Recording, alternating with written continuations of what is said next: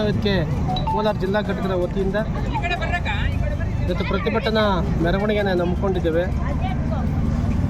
ಕಡ್ಡಾಯ ಕನ್ನಡ ನಾಮಫಲಕ ಜಾರಿಯಾಗಬೇಕು. ಆ ನಾಮಫಲಕದಲ್ಲಿ ಕರ್ನಾಟಕ ಸರ್ಕಾರ ನಿಯಮಾನುಸಾರ 60% ಕನ್ನಡ ಭಾಷೆಯನ್ನು ಬಳಸಬೇಕಂತೇಳಿ ಸುಗ್ರೀವಾಜ್ಞೆಯನ್ನು ಹೊರಡಿಸಿತ್ತು. ತದನಂತರ ವಿಧಾನಸಭೆಯಲ್ಲೂ ಸಹ ಅದನ್ನು ಮಂಡಿಸಿತ್ತು. ಈ ಒಂದು ಮಂಡಿಸಿರ್ತಕ್ಕಂಥದ್ದು ಕಾರಣ ಹಿನ್ನೆಲೆ ನೋಡಲಿಕ್ಕೆ ಹೋದಾಗ ಕರ್ನಾಟಕ ರಕ್ಷಣಾ ವೇದಿಕೆ ಟಿ.ಎನ್. ನಾರಾಯಣಗೌಡರ ನಾಯಕತ್ವದ ಹೋರಾಟದ ಪ್ರತಿಫಲ ಇದು. ಡಿಸೆಂಬರ್ 27, 2023ರಂದು ಬೆಂಗಳೂರಲ್ಲಿ ನಡೆದಂಥ ಹೋರಾಟ, ಆ ಹೋರಾಟ ಕ್ರಾಂತಿ ರೂಪಕ್ಕೆ ಹೋದಂಥ ಸಂದರ್ಭದಲ್ಲಿ ಆಂಗ್ಲ ನಾಮಫಲಕಗಳನ್ನು ಎಸೆದಾಗ ಕಾರ್ಯಕರ್ತರು ನಾರಾಯಣಗೌಡರು ಸೇರಿದಂತೆ ಸುಮಾರು ಕರವೇ ಕಾರ್ಯಕರ್ತರ ಮೇಲೆ ಪ್ರಕರಣ ದಾಖಲು ಮಾಡಿ 14 ದಿನಗಳ ಕಾಲ ಜೈಲಿನಲ್ಲಿ ಇಟ್ಟಿದ್ರು.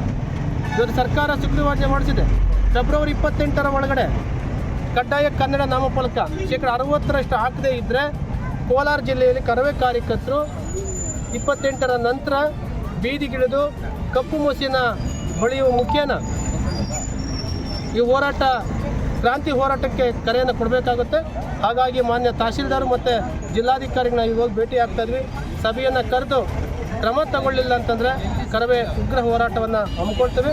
ಇದರ ಜೊತೆಯಲ್ಲಿ ಮಾನ್ಯ ಮುಖ್ಯಮಂತ್ರಿಗಳಿಗೆ, ಮಾನ್ಯ ಸಿದ್ದರಾಮಯ್ಯನವರಿಗೆ ನಾವು ಹೇಳ್ತಕ್ಕಂಥದ್ದು, ನೀವೇನಾದರೂ ನಾರಾಯಣಗೌಡರು ಸೇರಿದಂತೆ ಕನ್ನಡಪರ ಹೋರಾಟಗಾರ ಮೇಲೆ ಆಗಿರ್ತಕ್ಕಂಥ ಪ್ರಕರಣ ವಾಪಸ್ ಪಡೀಲಿಲ್ಲ ಅಂತಂದರೆ ನಾರಾಯಣಗೌಡರು ಲೋಕಸಭಾ ಚುನಾವಣೆಯಲ್ಲಿ ಒಳ್ಳೆ ನಿರ್ಧಾರವನ್ನು ತಗೊಳ್ಬೇಕಾಗುತ್ತೆ ಅಂತಕ್ಕಂಥ ಮಾತನ್ನು ಮಾನ್ಯ ಮುಖ್ಯಮಂತ್ರಿಗಳಿಗೆ ಕರ್ನಾಟಕ ರಕ್ಷಣಾ ವೇದಿಕೆ ಜಿಲ್ಲಾ ಘಟಕ ಎಚ್ಚರಿಕೆ ಸಂದೇಶವನ್ನು ನಾವು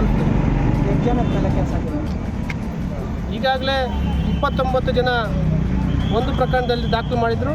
ತದನಂತರ 14 ಮಂದಿ ಮೇಲೆ ಪ್ರಕರಣ ದಾಖಲು ಮಾಡ್ತಾರೆ.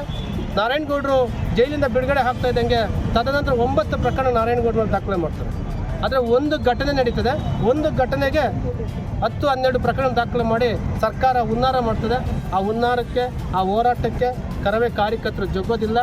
ಕನ್ನಡದ ವಿಚಾರ ಬಂದಾಗ ಕರವೇ ಕಾರ್ಯಕರ್ತರು ಕನ್ನಡಕ್ಕೋಸ್ಕರ ಕನ್ನಡದ ರೌಡಿ ಆಗಲಿಕ್ಕೂ ಸಿದ್ಧರಾಗ್ತಾರೆ, ಕನ್ನಡದ ಭಯೋತ್ಪಾದಕರಾದರೂ ಆಗಲಿಕ್ಕೂ ಸಿದ್ಧರಾಗ್ತಾರೆ. ಕನ್ನಡ ವಿಚಾರ ಬಂದಾಗ ಯಾವುದೇ ಕಾರಣಕ್ಕೂ ನಾರಾಯಣಗೌಡರ ಸಂಘಟನೆ, ನಾರಾಯಣಗೌಡರ ಕಾರ್ಯಕರ್ತರು ಹಿಂದೆ ಜಗ್ಗೋದಿಲ್ಲ, ಕುಗ್ಗೋದಿಲ್ಲ. ಕರವೇ ಹೋರಾಟ ಇನ್ನಷ್ಟು ಶಕ್ತಿಯನ್ನು ಈ ನಾಡಿನ ಜನತೆ ನಮಗೆ ಬೆಂಬಲವನ್ನು ಕೊಟ್ಟಿದ್ದಾರೆ. ಹಾಗಾಗಿ ಹೋರಾಟವನ್ನು ಮುಂದುವರಿಸ್ಕೊಳ್ಳೋದು.